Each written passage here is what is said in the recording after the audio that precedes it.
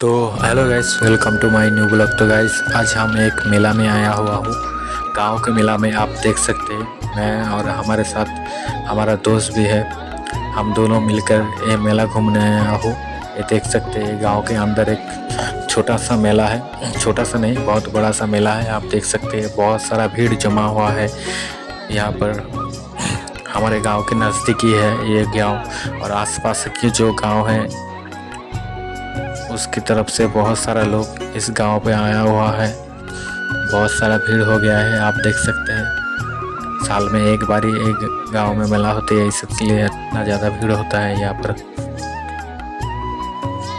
इस गांव का नाम है आकोड़दा गांव है ये, आप देख सकते हैं, जो पुरुषोत्तम नाकाई जोड़ी के पास है।